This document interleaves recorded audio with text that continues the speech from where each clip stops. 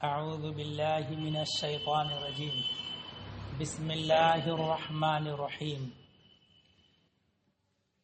انما الصدقات للفقراء والمساکین والعاملین علیہا والمؤلفة قلوبهم وفي الرقاب والغارمین وفي سبیل اللہ وابن السبیل۔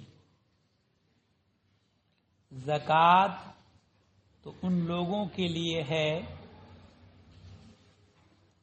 جو نرے محتاج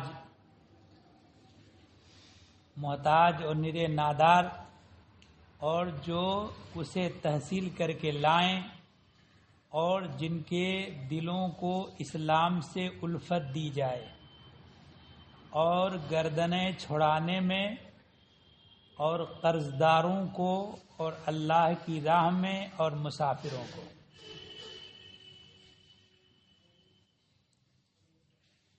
جب منافقین نے تقسیم صدقات میں سید عالم صلی اللہ تعالی علیہ وسلم پر طعن کیا تو اللہ عز و جل نے اس آیت کریمہ میں بیان فرما دیا کہ صدقات یعنی زکوٰۃ کے مستحق کون کون لوگ ہیں۔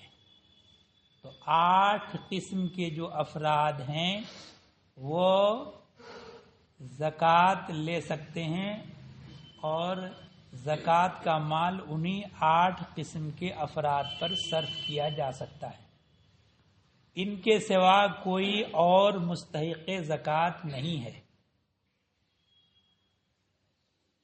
تو رسول کریم صلی اللہ تعالی علیہ وسلم کو اموال صدقہ سے کوئی واسطہ ہی نہیں، یہاں تک کہ خود نبی کریم صلی اللہ تعالی علیہ وسلم نہ خود زکوٰۃ کا مال کھاتے، بلکہ بنی ہاشم پر ہی زکوٰۃ کا مال حرام کر دیا گیا ہے، لہذا بنی ہاشم زکوٰۃ کا مال نہیں لے سکتے۔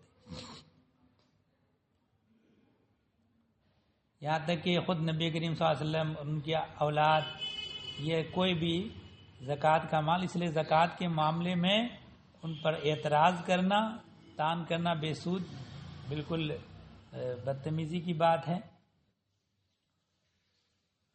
تو اس آیت کریمہ میں اللہ تبارک و تعالی نے زکوٰۃ کا مصرف بیان کر دیا کہ کن لوگوں کو زکوٰۃ دی جا سکتی ہے۔ فرمایا انما الصدقات للفقراء، زکوٰۃ فقراء کے لیے۔ فقراء کن کو کہتے ہیں؟ فقیر، فقیر کی جمع فقراء، اور فقیر سے مراد اس جگہ وہ لوگ نہیں ہیں جو برادری کے اعتبار سے فقیر کہلاتے ہیں۔ فقیر ایک اصطلاح میں ان لوگوں کو کہا جاتا ہے جو کچھ مال تو رکھتے ہیں لیکن اتنا مال نہیں ہے جو نصاب پورا ہو جائے۔ مال ہے لیکن نصاب پورا ہونے تک نہیں ہے، تو وہ فقیر کہلاتا ہے۔ اور مسکین وہ آدمی ہے جس کے پاس مال بالکل نہیں، 1-2 وقت کھانے کے لائق بھی نہیں ہے اس کے پاس، یا بدن چھپانے کے لیے کپڑا نہیں ہے، یا بدن چھپانے کے لیے ہے مگر سردی سے بچنے کے لیے نہیں ہے، تو وہ مسکین ہے۔ اور زکوٰۃ فقراء کو دیا جا سکتا ہے اور مساکین کو زکوٰۃ دیا جا سکتا ہے، مگر فقراء اور مساکین میں کچھ فرق ہے۔ ایک تو مال کے اعتبار سے فرق ہے، دوسرا حکم کے اعتبار سے بھی بتائیں گے۔ والعاملین علیہا، اور جو اسے تحصیل کر کے لائیں، یعنی زکوٰۃ بیت المال کی طرف سے نبی کریم صلی اللہ تعالی علیہ وسلم کے زمانے اقدس میں، حیات ظاہرہ میں، خلفائے راشدین کے زمانے میں اور ان کے بہت بعد خلفاء کے زمانے میں طریقہ یہ تھا کہ کچھ لوگ عامل مقرر کیے جاتے تھے اور لوگوں سے وہ زکوٰۃ وصول کر کے بیت المال میں جمع کرتے تھے. پھر بیت المال سے زکوٰۃ کا مال اس کے مصارف میں صرف کیا جاتا تھا، مستحقین کو دیا جاتا تھا. کوئی جانور پالتا ہے تو جانور پر کتنی زکوٰۃ ہوگی وہ وصول کر کے لے کے آتا، عشر وصول کر کے لاتا کھیتی کرنے والا وغیرہ ذالک. تو کوئی آدمی عامل مقرر ہوتا تھا زکوٰۃ وصول کرنے کے لیے، تو جو زکوٰۃ وصول کر کے لائے گا اس کو بھی زکوٰۃ کا مال دیا جاتا. سلطان اسلام کی طرف سے ان کو زکوٰۃ کا مال دیا جا سکتا تھا. کتنا کہ جس سے خود اس کا اور اس کے اہل و عیال کا نفقہ پورا ہو سکے، کیونکہ وہ تو زکوٰۃ کے اصول میں لگا ہوا ہے تو نفقہ کے لیے چاہیے اس کو. وَالْمُؤَلَّفَةِ قُلُوبُهُمْ، اور جن کے دلوں کو اسلام سے الفت دی جائے. ابتدائے اسلام میں جب مسلمانوں کی تعداد زیادہ نہیں تھی اور مسلمان کمزوری کی حالت میں تھے تو کچھ زکوٰۃ کا مال کافروں کو بھی دیا جاتا تھا تالیف قلب کے لیے کہ وہ اسلام کی طرف وہ مائل ہوں اور اسلام سے ان کی الفت پیدا ہو اور تاکہ وہ اسلام لے آئیں اور اسلام میں قوت پیدا ہو، مسلمانوں کی تعداد بڑھے. مگر بعد میں جب اللہ تبارک و تعالی نے اسلام اور مسلمانوں کو غلبہ دے دیا، عزت عطا کر دی، تو بعد میں اب یہ اس کا حکم اٹھا لیا گیا کہ اب جو ہے کسی کافر کو تالیف قلب کے لیے زکوٰۃ کا مال نہیں دیا جا سکتا ہے. حضرت فاروق اعظم نے سختی سے روک لگا دی کہ اب اللہ نے ہمیں عزت دے دی ہے اور مسلمانوں کی تعداد اللہ نے بڑھا دی ہے، اب ہمیں تالیف قلب کی کوئی ضرورت نہیں. لہذا انہوں نے سختی سے اس پر روک لگا دی کہ کسی کافر کو زکوٰۃ کا مال نہیں دیا جائے گا. تو جو 8 مصارف بیان کیے گئے تھے، 8 میں سے اب 7 رہ گئے. المؤلفۃ قلوبہم درمیان سے خارج. وفی الرقاب، اور گردنیں چھڑانے میں. گردنیں چھڑانے کا مطلب کیا ہوا؟ اس زمانے میں باندی اور غلام کا تو وجود ختم ہو گیا. پہلے زمانے میں باندی اور غلام ہوتے تھے. غلام کو خریدا اور بیچا جاتا تھا. لوگ اپنے گھریلو کام کاج کے لیے غلام خرید کر کے لاتے تھے. تو غلام بھی کئی طرح کا ہوتا تھا. ایک ہوتا تھا قین، یعنی خالص غلام. ایک ہوتا تھا مدبر غلام. وہ کہلاتا تھا کہ آقا نے غلام سے خوش ہو کر یہ کہہ دیا ہو کہ جب تک میں زندہ ہوں تو میرے غلام ہو، اب میرے مرنے کے ساتھ ہی تم آزاد. تو پھر وہ آزاد ہو جاتا تھا اور ان کے آل اولاد و نسل کی وراثت میں منتقل نہیں ہوتا تھا. وہ اپنا مرضی سے اب جو چاہے کرے. تو ایک مدبر کہلاتا تھا. اور ایک ہوتا تھا مکاتب غلام. ہوا ہے کہ آقا نے یہ کہہ دیا ہو کہ اتنی مدت کے اندر تم اتنا مال حاصل کر کے مجھے دے دو تو تم آزاد. مثلا باؤنڈیشن کر دیا 1 سال یا 2 سال، 5,000 10,000 20,000 جو بھی کہہ دیا کہ اتنا مال اتنے دنوں کے اندر تم حاصل کر کے مجھے دے دو تو تم آزاد ہو. اب وہ آدمی اسی دن سے پھر اس کو مال حاصل کرنے کے اب اس سے کام نہیں لے سکتا آقا، ورنہ کام لیتا رہے گا تو وہ مال حاصل کرے گا کیسے؟ تو پھر وہ اپنا محنت مزدوری کرے یا دوسرے لوگ مال زکوٰۃ اس کو دے دیں تاکہ وہ اپنی گردن چھڑا سکے. تو زکوٰۃ کا مال اس آدمی کو بھی دیا جا سکتا تھا، یعنی مکاتب غلام کو. تو فرمایا کہ وفی الرقاب والغارمین، اور قرض داروں کو. کسی آدمی کے اوپر قرض آ گیا اور مال ہے یا مال بالکل نہیں ہے، قرض دار ہے مال بالکل نہیں ہے، یا مال ہے تھوڑا بہت لیکن قرض زیادہ ہے اس کی ملکیت کے مال کے مقابلے میں، تو ایسے آدمی کو بھی زکوٰۃ کا مال دیا جا سکتا ہے کہ وہ اپنا قرض ادا کر سکے۔ تو یہ ہو گیا والغارمین وفی سبیل اللہ، اور اللہ کی راہ میں۔ اللہ کی راہ میں کا مطلب یہ ہوا کہ اس زمانے میں مجاہدین جہاد کے لیے جاتے، جنگی سر و سامان نہیں ہے ان کے پاس، تو کوئی مالدار آدمی یا زکوٰۃ کا مال بیت المال سے دے کر کے ان کو جنگی سر و سامان تیار کر دے تاکہ وہ جہاد میں جا سکیں، تو یہ ہو گیا فی سبیل اللہ، اللہ کی راہ میں دینا۔ یا کوئی طالب علم دینی تعلیم حاصل کر رہا ہے تو اور اتنا مال نہیں ہے کہ وہ صرف کر سکے، تو اس شخص کو، اس طالب علم کو زکوٰۃ کا مال دیا جا سکتا ہے، یہ فی سبیل اللہ ہے۔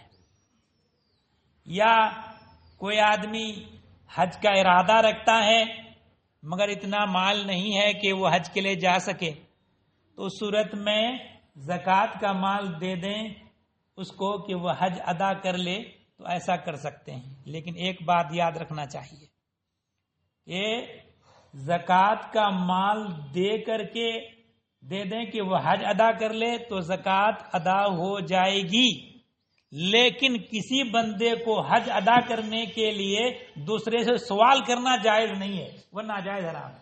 لوگوں سے چندہ کرتا پھرے کہ صاحب میں حج کے لیے جانا چاہتا ہوں چندہ دیں، یہ حرام ہے، یہ نہیں کر سکتے۔ ہاں کچھ لوگ اس کو خود ہی سوال کیے بغیر مال زکوٰۃ کا دے دیں کہ وہ حج ادا کر لے، تو ایسا ہو سکتا ہے، یہ بھی فی سبیل اللہ میں داخل ہے۔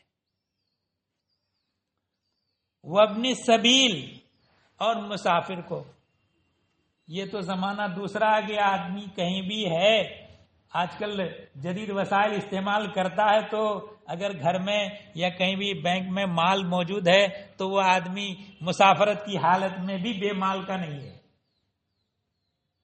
لیکن ایک زمانہ تھا کہ اپنے گھر میں مال بہت موجود ہے، سفر کی حالت میں گیا، سینکڑوں میل یا ہزاروں میل کی مسافت پر ہے، اب وہاں مال ختم ہو گیا، مال ہے ہی نہیں، تو اس صورت میں کیا کرے گا؟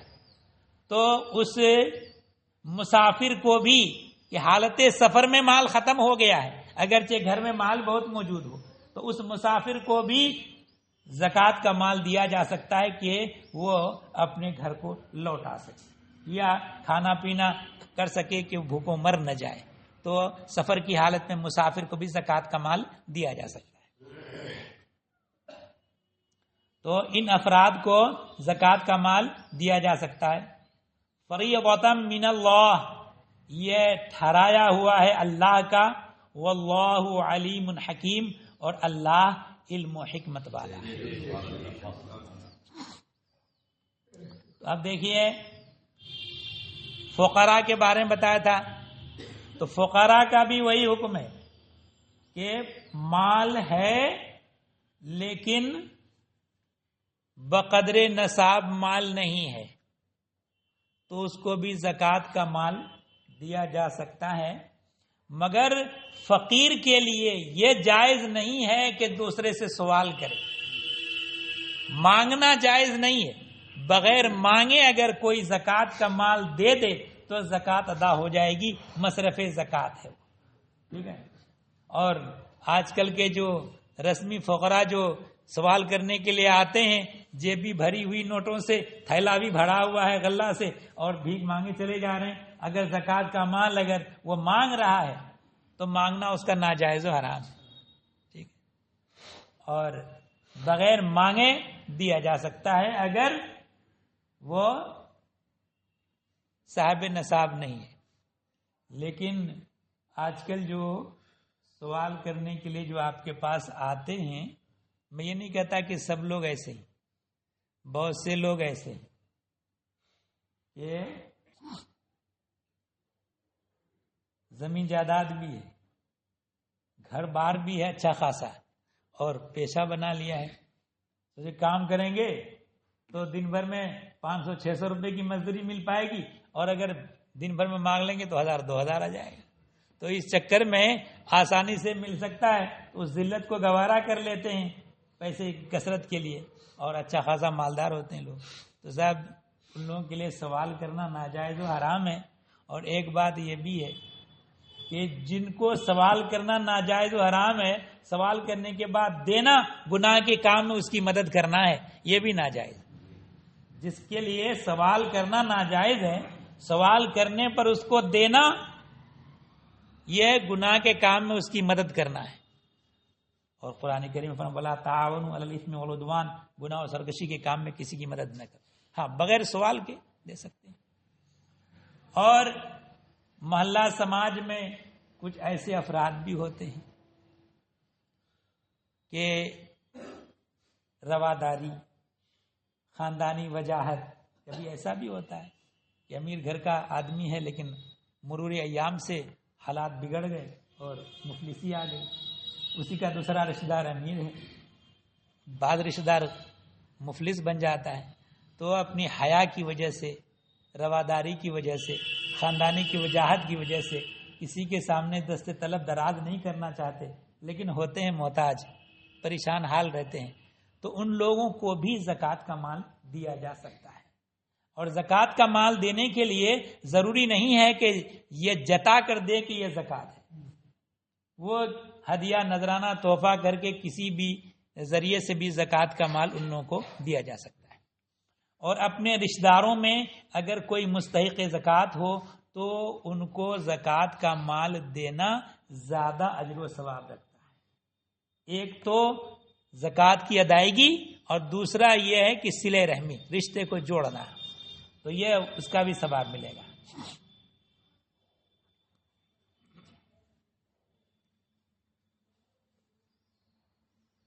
وَمِنْهُمُ الَّذِينَ يُؤْذُونَ النَّبِيَّ وَيَقُولُونَ هُوَ أُذُنٌ، اور ان میں کوئی وہ ہیں کہ ان کی غیب کی خبریں دینے والے کو، یعنی نبی کریم صلی اللہ علیہ وسلم کو ستاتے ہیں. وہ کہتے ہیں ہوا اذن، وہ تو کان ہے. یعنی منافقین جب ایک جگہ آپس میں جمع ہوتے تو نبی کریم صلی اللہ تعالی علیہ وسلم کا استہزاء کرتے. اگر ان میں کوئی بات ایسی کہتا کہ نبی کریم صلی اللہ علیہ وسلم کی شان اقدس کے خلاف بات کہتا، کچھ دوسرے لوگ وہ ہوتے کہ اس بات کو سن کر ہنستے. کسی نے کہا کہ تم جو یہ بات بولتے ہو اگر نبی کریم صلی اللہ علیہ وسلم تک بات پہنچ جائے تو پھر کیا ہوگا؟ تو انہوں نے کہا کہ وہ تو کان ہیں، ان کے صرف سن لیتے ہیں. اگر ان سے ہم کہیں گے کہ ہم ان کے سامنے مکر جائیں گے اور قسمیں کھا لیں گے تو وہ کچھ نہیں کہیں گے، وہ تو صرف کان ہیں، وہ صرف سن لیتے ہیں. تو جب یہ بات کہی تو اس پر یہ آیت کریمہ نازل ہوئی. فرمایا قل اذن خیر لکم یؤمن باللہ ویؤمن للمؤمنین ورحمت للذین آمنوا منکم. تو فرماؤ تمہارے بھلے کے لیے کان ہیں، یعنی تمہاری بھلائی کی بات وہ سنتے ہیں. یؤمن باللہ، اللہ پر ایمان لاتے ہیں. ویؤمن للمؤمنین، اور مسلمانوں کی بات پر یقین کرتے ہیں. ورحمت للذین آمنوا منکم، اور جو تم میں مسلمان ہیں ان کے واسطے رحمت ہے، ان کے لیے، تو مسلمانوں کے لیے رحمت ہے.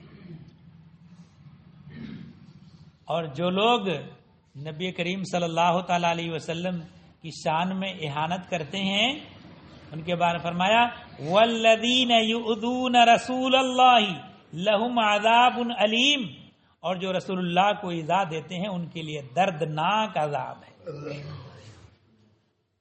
ان کے لیے دردناک عذاب.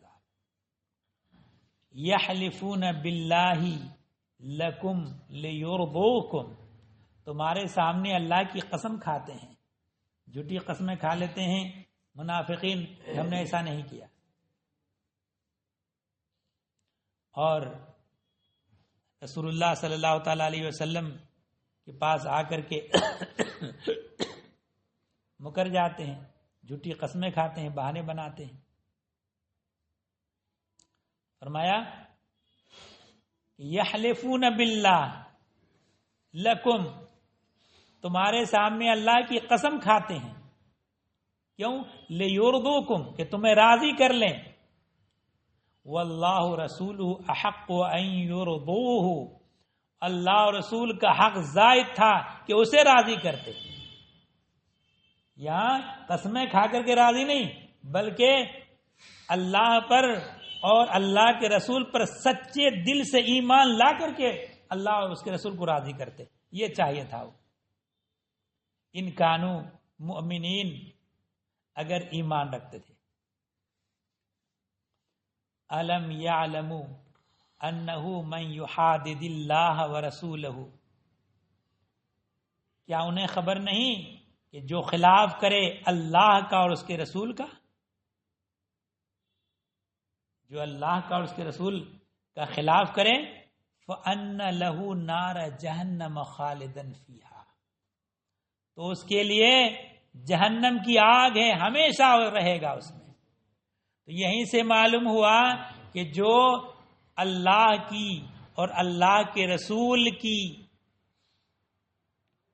یہ گستاخی کرے اس شان میں، اللہ کی شان میں اور اللہ کے رسول کی شان میں گستاخی کرے، تو گستاخی کرنا یہ کفر ہے، اور اس کی سزا ہمیشہ ہمیشہ کے لیے جہنم میں رہنا۔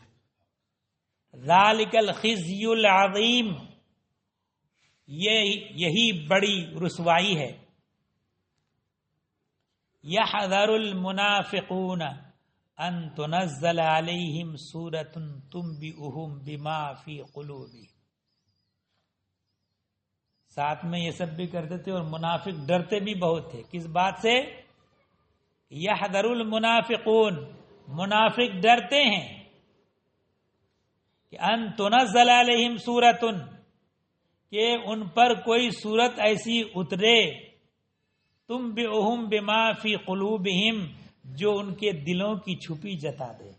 وہ ڈرتے تھے کہ کوئی ایسی صورت نازل ہو ہمارے بارے میں جو نبی کریم صلی اللہ تعالی علیہ وسلم پر ظاہر کر دے جو ان منافقین کے دلوں میں کیا ہے، کہ ظاہر تو ایمان کرتے ہیں اور اپنے دلوں میں کفر چھپائے ہوئے ہیں۔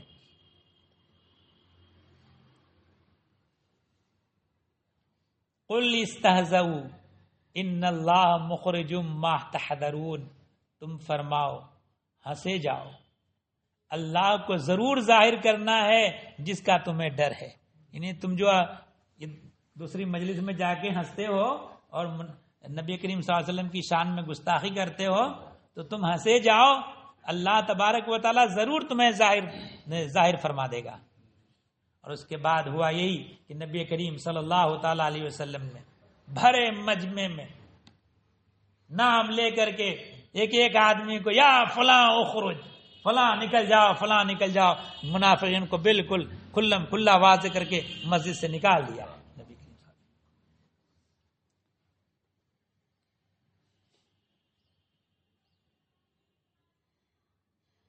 وَلَئِنْ سَأَلْتَهُمْ لَيَقُولُنَّ إِنَّمَا كُنَّا نَخُوضُ وَنَلْعَبُ، اور اے محبوب اگر تم ان سے پوچھو تو کہیں گے ہم تو یوں ہی ہنسی کھیل میں تھے۔ یہ آیت جو نازل ہوئی، شان نزول یہ ہے کہ غزوہ تبوک میں جاتے ہوئے منافقین کے 3 نفروں میں سے 2 رسول کریم صلی اللہ تعالی علیہ وسلم کی نسبت تمسخر کرتے تھے، ٹھٹھا مذاق بنا دیتے۔ وہ کہتے تھے ان کا خیال یہ کہ روم پر غالب آ جائیں گے، کتنا بعید خیال ہے کہ روم پر غالب آ جائیں گے۔ اور ایک نفر بولتا تھا تو دوسرا جو ہے کچھ ایسے کہ باتوں کو سن کر ہنستا تھا، ان باتوں کو سنتا تھا اور ہنستا تھا۔ حضور نے ان کو طلب فرمایا، ارشاد فرمایا کہ تم ایسا کہتے ہو کہ اتنا روم پر یہ غالب آ جائیں گے، یہ خیال رکھتے ہیں، کتنا بعید خیال ہے، تم یہ کہتے ہو۔ اور کچھ لوگ ہنستے۔ تو وہ لوگ جو ہے یہ کہتے ہیں کہ صاحب یہ بہانہ کرتے کہ سب یہ سفر میں ہیں اور یہ سب ہنسی کرتے ہوئے جاتے ہیں تاکہ یہ سفر جو ہے آسانی سے کٹ جائے، یہ سب بہانے کرتے تھے. تو فرمایا گیا کہ وَلَئِنْ سَأَلْتَهُمْ لَيَقُولُنَّ إِنَّمَا كُنَّا نَخُوضُ وَنَلْعَبُ. اے محبوب اگر تم ان سے پوچھو تو کہیں گے ہم تو یوں ہی ہنسی کھیل میں تھے. قُلْ بِاللَّهِ وَآيَاتِهِ وَرَسُولِهِ كُنْتُمْ تَسْتَهْزِئُونَ. تم فرماؤ کیا اللہ اور اس کی آیتوں اور اس کے رسولوں سے ہنستے ہو؟ یعنی اللہ تعالیٰ کا استہزاء کرتے ہو، اس کے رسول کا استہزاء کرتے ہو، اللہ کی آیتوں کا استہزاء کرتے ہو. لا تعتذروا، بہانے نہ بناؤ. قد کفرتم بعد ایمانکم، تم کافر ہو چکے مسلمان ہو کر، مسلمان ہونے کے بعد کافر ہو گئے. ان نعفو عن طائفۃ منکم نعذب طائفۃ بانہم کانوا مجرمین. اگر ہم تم میں سے کسی کو معاف کریں تو اوروں کو عذاب دیں گے اس لیے کہ وہ مجرم تھے. تو جنہوں نے اپنی زبان سے نبی کریم صلی اللہ تعالی علیہ وسلم کی شان میں گستاخی نہیں کی تھی، منافق تھے مگر گستاخی نہیں کی تھی، تو بعد میں ان کو توبہ کی توفیق ملی تو اللہ تبارک و تعالیٰ نے ان کی توبہ قبول فرما دی. تو فرمایا کہ ان نعفو عن طائفۃ، اگر ہم تم میں سے کسی کو معاف کریں تو دوسرا گروہ جنہوں نے گستاخی کی ان کو توبہ کی توفیق نہیں ملی تو ان کے بارے میں فرمایا کہ نعذب طائفۃ، تو اور کو عذاب دیں گے بانہم کانوا مجرمین، اس لیے کہ وہ مجرم تھے، انہوں نے جرم کیا، نبی کریم صلی اللہ تعالی علیہ وسلم کی شان میں گستاخی کی تو ان کو سزا دی جائے گی. اللہم صلی علی سیدنا محمد.